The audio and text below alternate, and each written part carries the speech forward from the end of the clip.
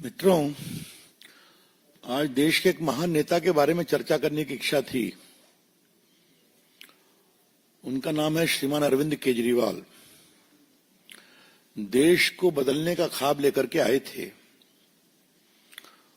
और आजकल बस माफी एक्सपर्ट बन गए। आपको बता दूं, कल सुप्रीम कोर्ट ने डिफेमेशन केस में उनके क्वाशिंग एप्लीकेशन को रिजेक्ट कर दिया, जिसमें उन्होंने गुजरात हाईकोर्ट के फैसले को चैलेंज किया था। आपको याद होगा कि हमारे प्रधानमंत्री नरेंद्र मोदी जी से वो कितना स्नेह करते हैं, बताने की जरूरत नहीं है। कैसे आप शब्दों का प्रयोग करते हैं, ये भी बताने की जरूरत नहीं है। एक समय आपको याद होगा, उनके एजुकेशनल क्वालिफिकेशन और डिग्री को लेकर के उनके मन में बहुत जागृति आ गई थी। रोज सवाल पूछते थे, आप कहां से पढ़े हैं, कितना पढ़े हैं, अपनी डिग्री दिलवाइए। और तो और अपने शुभचिंतकों के द्वारा उन्होंने आरटीआई भी लगवाया कि the prime minister must show his educational qualification. बाद में कोर्ट ने उस आरटीआई के प्रोसेस को रिजेक्ट किया। गुजरात यूनिवर्सिटी के खिलाफ बहुत अनाप शनाप बातें कही गई थी, तो गुजरात यूनिवर्सिटी ने अपने रजिस्ट्रार के माध्यम से एक डिफेमेशन केस फाइल किया था। श्रीमान अरविंद केजरीवाल जी, श्रीमान संजय सिंह जी, इन सबों ने कही थी बातें। उसके बाद मजिस्ट्रेट ने कॉग्निजेंस लिया, वो सेशन कोर्ट के पास गए, उन्होंने उसको रिजेक्ट किया। वो हाई कोर्ट आए, हाई कोर्ट ने भी उनके प्ली को रिजेक्ट किया और कल वो सुप्रीम कोर्ट आए और सुप्रीम कोर्ट ने भी उनके प्ली को रिजेक्ट किया। ये बैकग्राउंड जानना बहुत जरूरी है। मजिस्ट्रेट कोर्ट ने कॉग्निजेंस लिया, समन किया, वो सेशन कोर्ट गए, सेशन कोर्ट ने रिजेक्ट किया, फिर वो हाई कोर्ट गए, हाई कोर्ट ने रिजेक्ट किया, फिर वो सुप्रीम कोर्ट गए, सुप्रीम कोर्ट ने कल रिजेक्ट कर दिया। इसके पहले संजय सिंह के भी प्ली को सुप्रीम कोर्ट ने रिजेक्ट किया हुआ था। फिर उसके बाद ऐसा चर्चा में है कि उन्होंने सुनवाई में ही माफीनामा का आग्रह किया। कोर्ट ने कहा ये नहीं चलेगा, माफीनामा अगर आपको देना था तो पहले करते। अब वो अपने मेरिट पर सुनवाई किया, तो या तो हम मेरिट पर फैसला करेंगे या आप इसको विड्रॉ करिए। तो उन्होंने इसको विड्रॉ कर लिया। अब वो ट्रायल चलेगा। दुनिया भर को ईमानदारी और भ्रष्टाचार का सर्टिफिकेट देने वाले केजरीवाल साहब का सच्चा चेहरा तो समझ में आया देश के सामने। लंबे समय जेल में रहे और उसके बाद फिर आगे की कहानी आपको मालूम है, वो आज का विषय चर्चा करने का नहीं है। लेकिन थोड़ा हम लोग रिसर्च किया तो मालूम हुआ 10 बार केजरीवाल साहब माफी मांग चुके हैं। Mister Arvind Kejriwal has tendered apology after making false defamatory allegation 10 times. देखिए, भाजपा के आईटी सेल के ध्रुव राठी के बारे में उन्होंने 26 फरवरी 2024 को माफी मांगा कि हमने गलती से ट्वीट कर दिया। आपको मालूम है, हमारे नेता स्वर्गीय अरुण जेटली से उन्होंने माफी मांगा था जब वो डीडीए के अध्यक्ष थे। उनके खिलाफ झूठा एलिगेशन लगाया था, मामला हाईकोर्ट में गया, तो उन्होंने कहा ठीक है हम माफी मांगते हैं। तो उन्होंने खुद माफी मांगी, उनके सभी साथियों ने भी माफी मांगी जिन्होंने आरोप लगाया था उनके सहयोगी नेताओं के द्वारा। तो ये हुआ दूसरा मामला। ये सब चीजें बाकायदे रिकॉर्ड पर हैं, इसलिए मैं रिकॉर्ड से ही बता रहा हूं आपको। तीसरी बात, उन्होंने अकाली दल पंजाब के नेता हैं विक्रम मजीठिया, उनको कहा था ड्रग का कारोबार करते हैं। उन्होंने मानहानि का केस किया तो फिर माफी मांग लिया। ये हुई तीसरी बात। चौथी बार हमारे पार्टी के वरिष्ठ नेता नितिन गडकरी के खिलाफ उन्होंने कहा था भ्रष्ट हैं। नितिन गडकरी जी ने जब केस किया डिफेमेशन का तो चिट्ठी लिख के कहा कि आई एम सॉरी, हमने गलत आरोप लगाया था, वो वापस किया। आजकल तो लोग एक ही गुट में हैं, लेकिन कपिल सिब्बल से भी माफी मांगा है उन्होंने। 18 में कपिल सिब्बल और उनके बेटे अमित सिब्बल से ये माफी मांगी। 13 में जो भ्रष्ट लोगों की सूची बनाई थी उसमें कपिल सिब्बल का भी नाम डाल दिया था। उनके बेटे अमित सिब्बल की बात मैंने कही। अवतार सिंह भड़ाना बीजेपी के सांसद थे, उनके खिलाफ भी 31 जनवरी 14 को आरोप लगाया था, बाद में माफी मांगी। जो हमारे पत्रकार बैठे हैं, आपको याद होगा कि 15 में किसानों की रैली हुई थी दिल्ली में, जिसमें एक किसान ने आत्महत्या की थी, उसमें उन्होंने माफी मांगा था। ये जो कोरोना की मीटिंग होती है, जो सीक्रेट मीटिंग होती थी चीफ मिनिस्टर प्राइम मिनिस्टर की, उसको उन्होंने टेलीकास्ट कर दिया। तो बाद में जब पीएमओ से कहा गया तो उन्होंने कहा आई एम सॉरी, नहीं करना चाहिए था।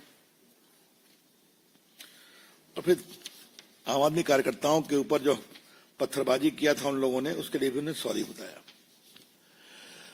तो 10 बार ये माफी मांग चुके हैं। क्या मतलब है इसका?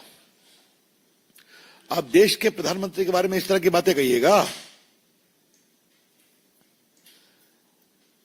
अरविंद केजरीवाल का आचरण गैर जिम्मेदार है। The entire conduct utterance of Arvind Kejriwal is utterly irresponsible as far as Prime Minister Modi ji is concerned.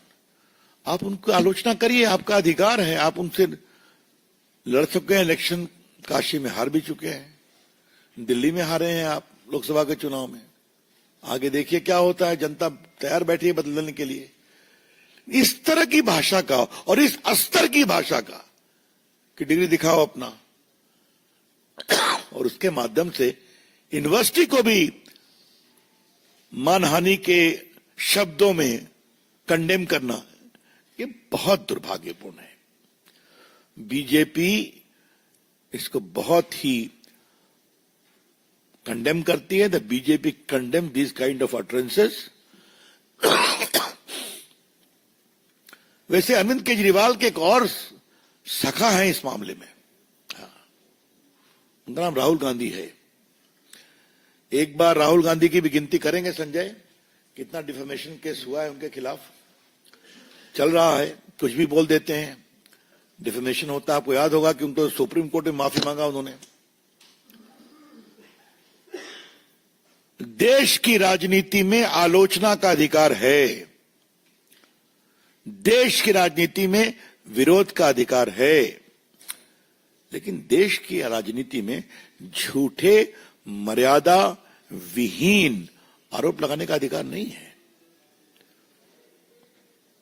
You can criticize, you can oppose, but if you level allegations bereft of standards of probity and propriety, which is defamatory, then suffer the consequences. बहुत सीधी सी बात है। तो ये थोड़ा विस्तार से बताना जरूरी था। हम लोग भी खामोश थे कि मामला सब जुडिस था। हमने कहा एक बार सुप्रीम कोर्ट से इसका इतिश्री हो जाए, इसलिए संजय सिंह पर भी हमने टिप्पणी नहीं की थी, क्योंकि इनका मैटर सुप्रीम कोर्ट में पेंडिंग था। अब जब हो गया तो हमको लगा कि ये विषय आपके माध्यम से पार्टी की प्रतिक्रिया जानी चाहिए। हम उम्मीद करते हैं कि केजरीवाल जी थोड़ा अपनी जबान पर लगाम रखेंगे, उम्मीद ही कर सकते हैं। That's all, friend, from my side. I'm open to questions now. Any question? Shailendra, DD news. जब से राजनीतिक पार्टी के तौर पर जब लेकर केजरीवाल जी राजनीति में आए हैं, बयान से हमेशा आरोप लगाते रहे। आपने पहले कहा कि 10 से बार वो माफी मांग चुके हैं। हाल ही में चर्चा में ये भी है कि जिस घर को उन्होंने खाली किया उसमें अंतर्राष्ट्रीय स्तर के साधु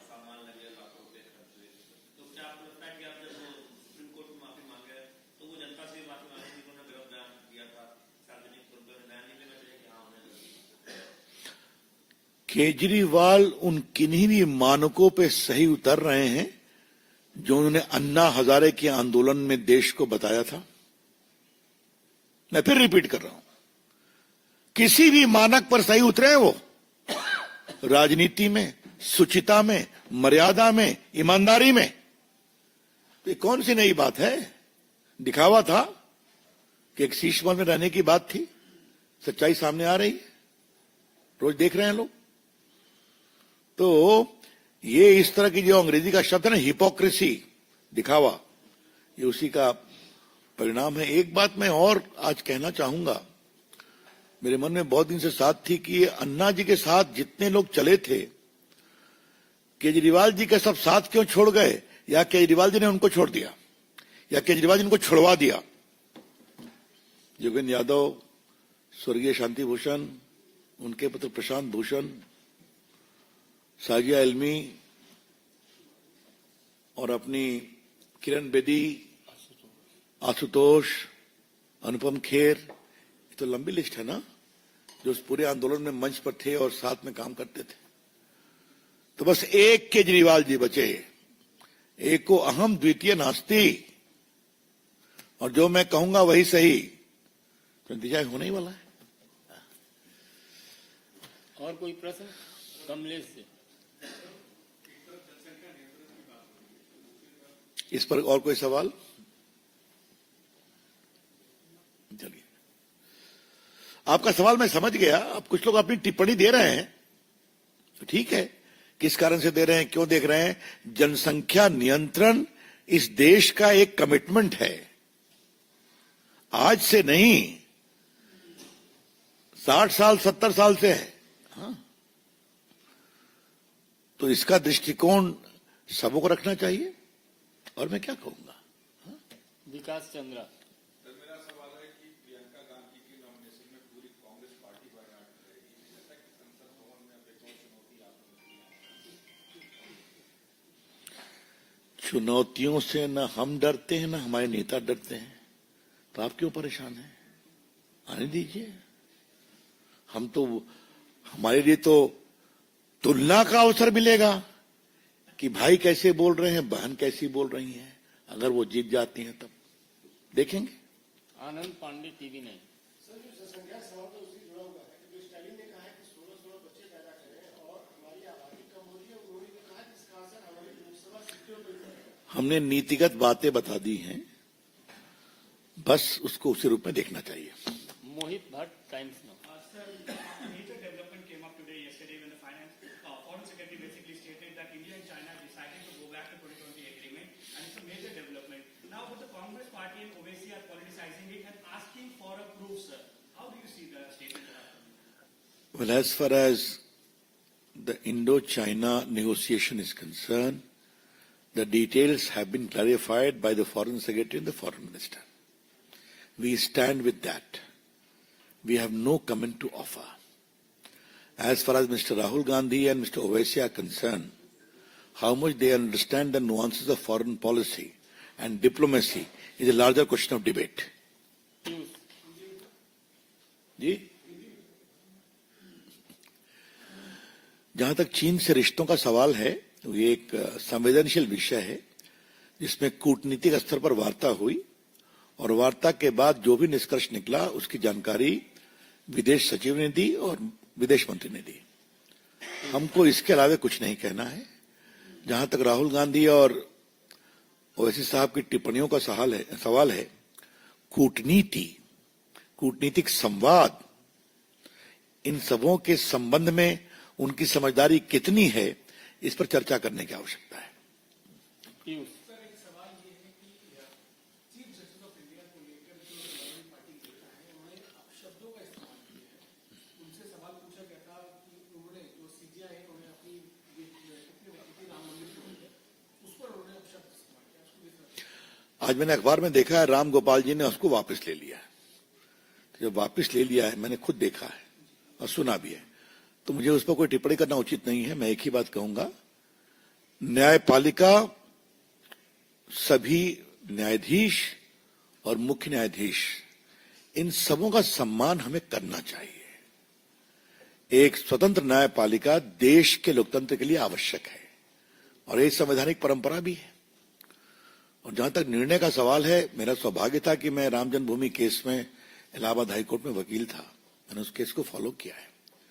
ये पूरा एक कॉन्स्टिट्यूशन बेंच एविडेंस के आधार पर जजमेंट आया है, जिसको देश ने स्वीकार किया है और आज एक भव्य राम मंदिर बन गया है। बस। और कोई प्रश्न? बहुत बहुत धन्यवाद सर। ठाकुर रविंद्र सिंह, अंतिम प्रश्न। अभी मोदी सरकार ने कई कैबिनेट की बैठकों में फैसला लिया है किसानों को लेकर एमएसपी बढ़ाने को लेकर। पंजाब में वहाँ की सरकार, आम आदमी पार्टी की सरकार ने कही तो किसानों को बर्बाद करने के लिए ही पहले 3 कानून लाए गए, वो सक्सेस नहीं हुआ, तो उद्योगपति के जरिए किसानों को बर्बाद किया जा रहा है बीजेपी द्वारा पंजाब में। आपने होमवर्क नहीं किया लगता है, सवाल का कर लिया है। अच्छा ठीक है, इसको जरा पूरा हम भी पढ़ लेते हैं जो आप पढ़ रहे हैं, उसके बाद इसका सुविचारित उत्तर देंगे हम। बहुत बहुत धन्यवाद।